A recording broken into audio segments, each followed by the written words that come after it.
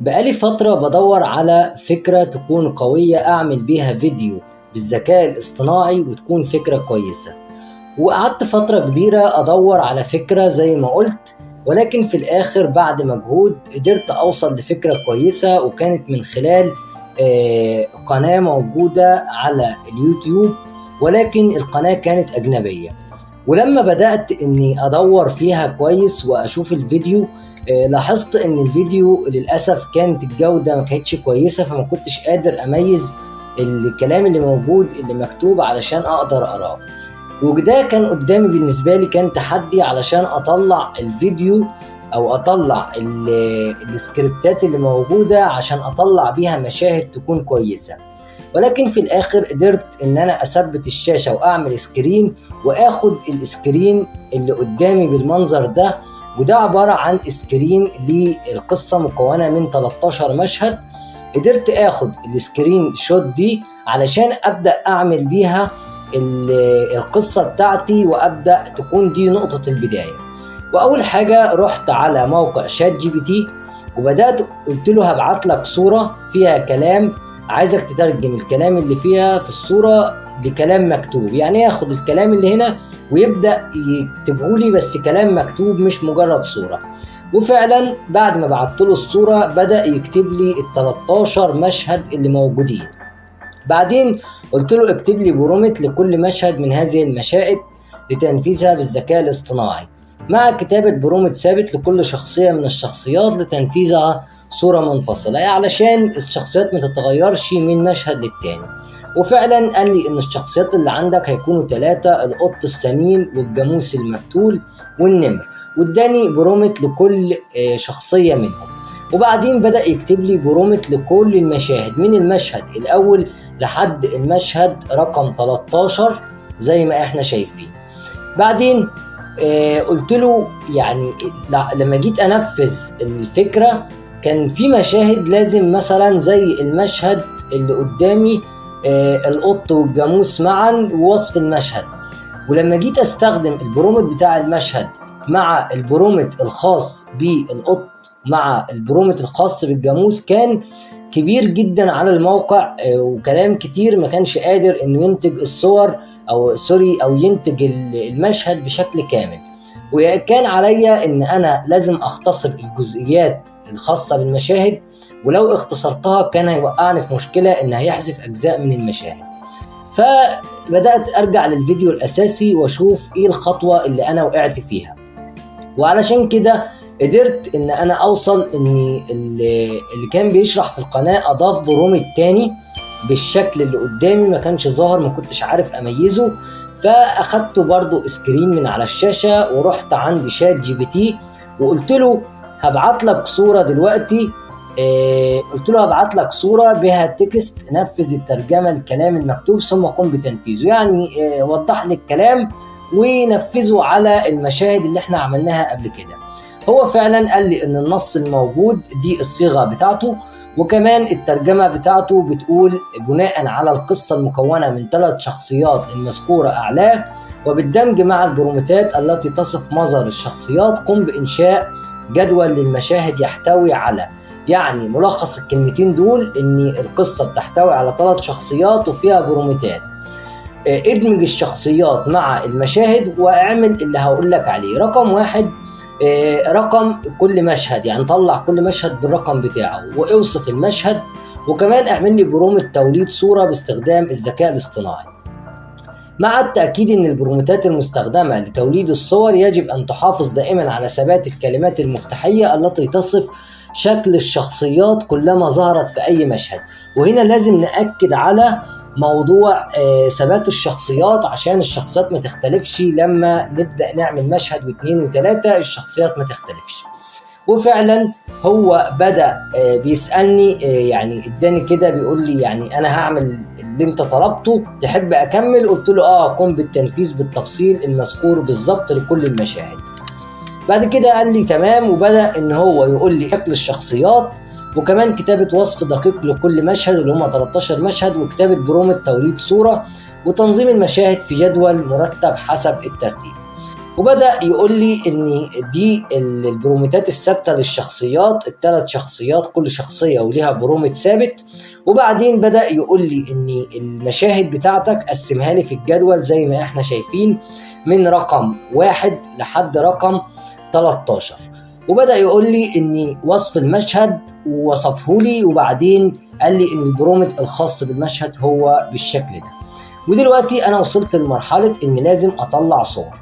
اخدت البرومت المشهد، برومت المشهد بالشكل ده، اخدته كوبي، يعني عملت سيلكت عليه واخدته كوبي.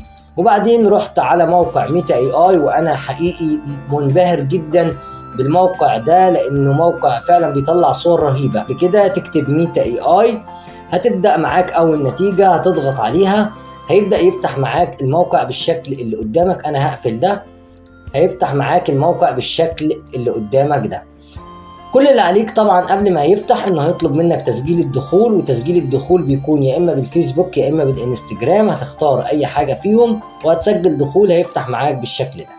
اول حاجة هتضغط على تخيل من هنا، وهتختار مقاس الصورة اللي انت عايزها 16:9 المقاس العرضي، وهتبدأ تديله البرومت اللي انت جايبه من موقع شات جي بي تي اللي احنا لسه جايبينه دلوقتي البرومت بتاعه. وهتجيبه، بالمناسبة ممكن تديله برومت بالعربي او بالانجليزي مش هتفرق، الموقع بيشتغل في الاتنين. ده كان وصف المشهد، ولكن خلي بالك ان هو هنا كان بيتكلم ان الجاموس العضلي يمر بسرعة على سكوتر، وبيقول لي ان هو كان بيرش الطين على قميص القط. فواضح ان المشهد فيه الشخصيتين، فيه القط وفيه الجاموس. فانا هروح على مشهد القط وهعمل كوبي للشخصية بتاعته عشان يثبتها لي، وهقول له بيست.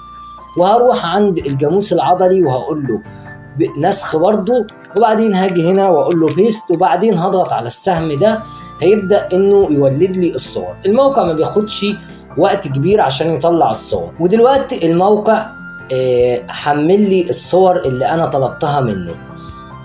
دلوقتي انا علشان لو الستايل ده مش عاجبني اقدر ان انا اختار اي ستايل من هنا. تقدر تختاره ثلاثي الابعاد او كرتوني او اي ستايل انت عايزه. طيب انا دلوقتي وهو هنا واضح ان هو عامله لي كرتوني، فانا محتاجه يكون ثلاثي الابعاد. هعمله ثلاثي الابعاد بالشكل ده، هيبدأ انه يحمله معايا ويديني الستايل اللي انا عايزه. استنى لما الموقع يقدم لي الصور اللي عملها، وهو ما اخدش وقت وطلع لي المشاهد بتاعتي. كل اللي عليك انك يا اما هتحمل الصور من الايقونة دي تحملها عندك على الجهاز، اي صورة تعجبك فيهم هتحملها، او انك بتضغط على التحريك من هنا وبيبدأ يحرك لك كل الصور. ولكن جزئية التحريك انا مش هستخدمها في الموقع هنا، لاني لقيت ان التحريك الخاص بالمشاهد دي مش الموقع هنا مش بيقدم لي التحريك اللي انا عايزه الخاصة هنا. فانا هستخدم الموقع ميتا اي اي فقط في توليد الصور، مش هستخدمه اكتر من كده. وبعدين موضوع التحريك هبدأ احركه على موقع تاني، والموقع التاني برضو فري بشكل مجاني، تقدر تستخدمه براحتك في الوقت اللي انا بسجل فيه الفيديو او الوقت اللي هنشر فيه الفيديو. فهو الموقع فري. هو هنا التحريك ما كانش اقوى حاجة انا عايزها، فانا مش هستخدم التحريك هنا.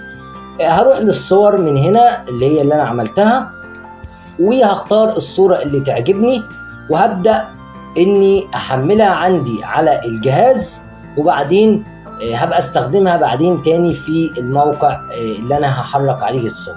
دلوقتي انا هجهز كل الصور اللي بتاعة المشاهد بنفس الطريقة، وهي ان هجيب كوبي من المشهد بالشكل ده، وهبدأ احطه في المكان بتاعه، وهشوف الشخصيات اللي موجودة في المشهد.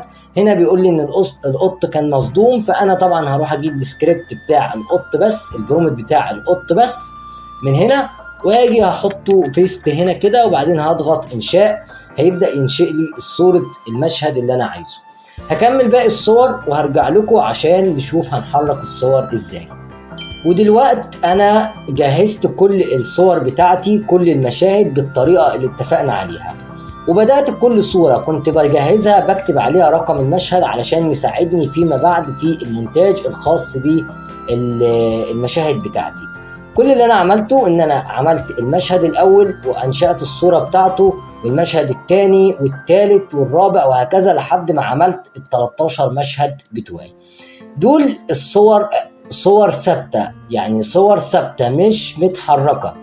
فانا علشان احرك الصور دي استخدمت موقع اسمه انيمون اي اي، وده تقدر توصل له من عن طريق انك تدخل على جوجل وتكتب انيمون اي اي اللي ظاهرة قدامي وتختار اول نتيجة.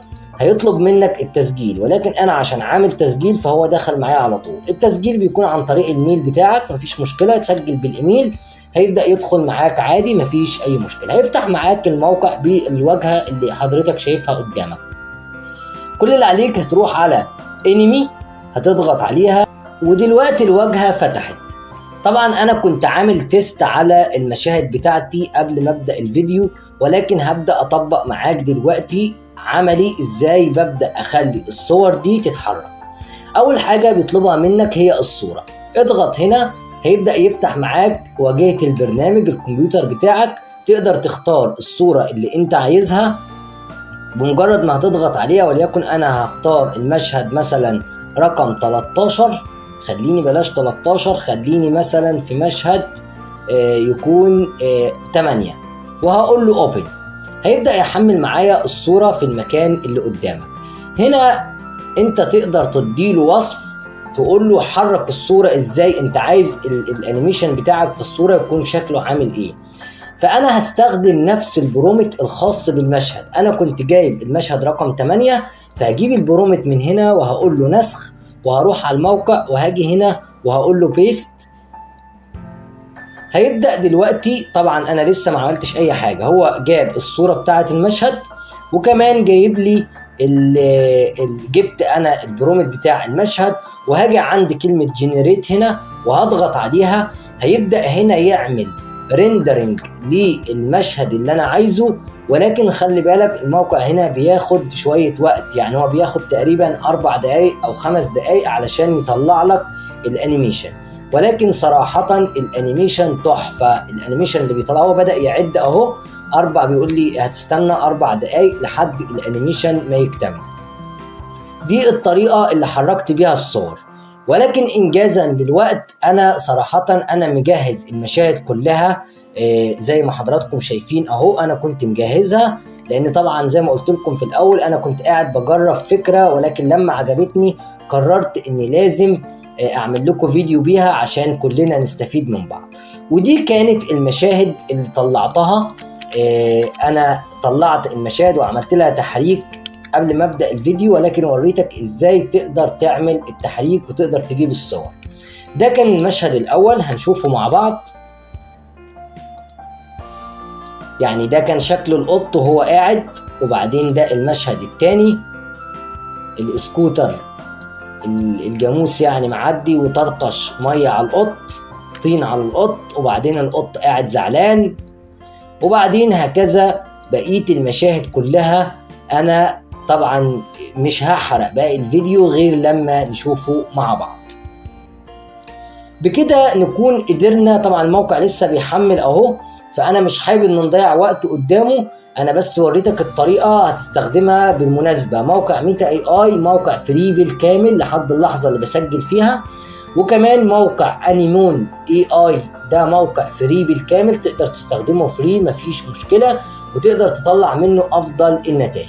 حقيقي الموقع سواء كان ميتا اي اي بيطلع صور رهيبة او موقع انيمون بيطلع صور رهيبة برضو، تحريك رهيب. يعني انا قارنته بينه وبين نماذج تانية من المواقع، بس لقيت ان الموقع يعني شغله كويس جدا، بس هو مشكلته ان بيقعدك 4 دقايق لحد ما بيعمل لك الانيميشن اللي انت طالبه. بس مفيش مشكلة علشان ده بيدي نتيجة افضل، فاوريدي مفيش اي مشكلة. طيب دلوقتي بعد ما جمعت الفيديوهات بتاعتي، المرحلة اللي جاية هتكون هي مرحلة المونتاج. ومرحلة المونتاج أنا صراحة بعملها على موقع كاب كات. موقع كاب كات تقدر إنك تروح على كاب كات من الموقع، تكتب على جوجل تكتب كاب كات. أنا هكتب هنا كده كاب كات، وبعدين هتضغط على أول نتيجة هتظهر لك، وبعدين هيبدأ يفتح معاك الواجهة. هتقول له تراي اونلاين او داونلود فور فري. داونلود فور فري لو حضرتك عايز تحمل نسخة زي اللي انا محملها عندي على الجهاز وتمنتج عليها، يعني تعمل مونتاج عن طريق الجهاز بتاعك.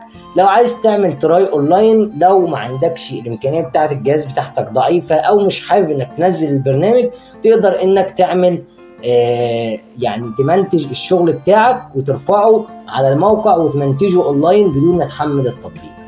الطريقتين واحد، يعني الشغل واحد، مفيش مشكله ومش هتفرق. لو قلت له انا هنا عندي النموذج بتاع الديسكتوب، ولكن مثلا لو فتحت كاب كات اونلاين، كل اللي عليك الموقع هيفتح معاك، هيبدأ يحمل، وده طبعا هيكون معتمد على سرعة الانترنت عندك. كل اللي عليك انك هتروح على قائمة ميديا هنا وهتبدأ تحمل له كل العناصر اللي انت حضرتك هتستخدمها في الشغل بتاعك. انا طبعا ده شغل انا كنت عامله قبل كده فممكن امسحه مفيش مشكلة، ولكن انا حبيت اوري لك الطريقة انك بتروح بتجيب النموذج، تعمل سيلكت على اي نموذج انت عايزه وتبدأ تسحبه وتحطه في الموقع بتاعك.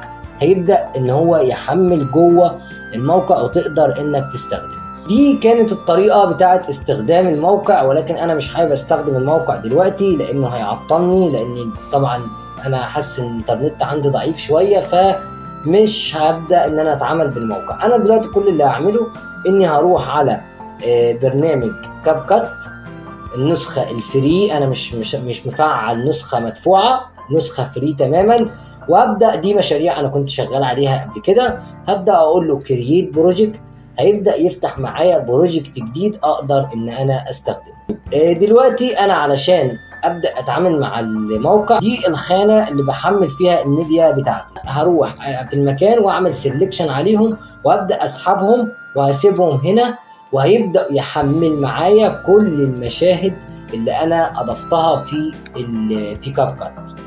الحقيقة أنا مش حابب إن أنا أدخل في تفاصيل المونتاج دلوقتي، ولكن وعد إن هعمل لكم فيديو كامل عن شرح موقع كاب كات بالكامل، عشان الناس اللي حابة تشتغل فيديوهات بالطريقة دي تقدر يكون عندها الداتا أو المعلومات الكاملة إنها تشتغل بيها. وعد إن قريب جدا هنزل لكم فيديو كامل عن موقع كاب كات وكل اللي هتحتاجه فيه. طب دلوقتي انا هبدا ان انا في السريع، يعني هبدا ان انا انزل المشاهد بالترتيب. انا مرقمهم ادي 1 2 3 زي ما اتفقنا. هبدا انزل المشاهد بتاعتي ورا بعض بالترتيب اللي انا عامله. هشوف بقى الترتيب بتاعي، وهبدا بعد ما هخلص ترتيبهم هرجع لكم تاني. ودلوقتي انا نزلت كل المشاهد بتاعتي بالترتيب على التايم لاين بتاعي اللي هبدا اعمل عليه شغل المونتاج. المفروض ان انا دلوقتي هبدأ اضيف بقى الانتقالات بين المشاهد، وبعدين هبدأ اضيف الاصوات اللي انا حابب اضيفها في المشاهد بتاعتي، وهرجع لكم تاني بعد ما اخلص شغل المونتاج بتاعي او التأثير اللي انا عايز اعمله. ودلوقتي انا خلصت المونتاج بتاع الفيديو. هعرض منه جزء صغير عشان تشوفوه وبعدين نبقى نكمل كلامنا.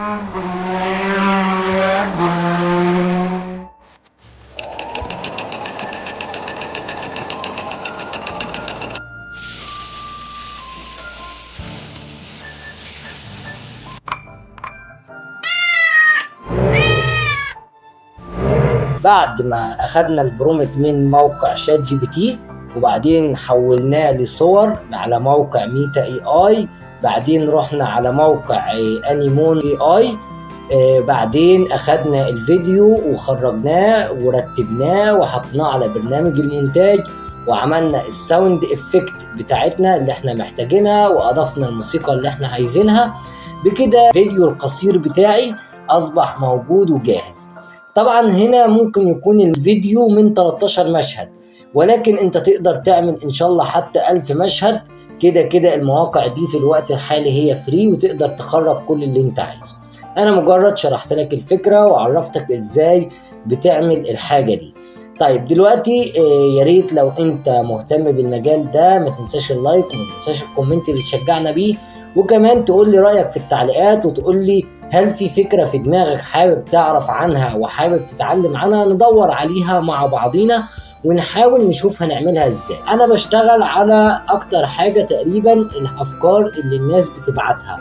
الناس بتبعت لي بتقول لي عايزين الفكرة الفلانية، فانا ببدأ اعمل سيرش عليها لو ما كانتش متوفرة عندي، وببدأ اعمل لها دروس علشان نستفيد من بعض.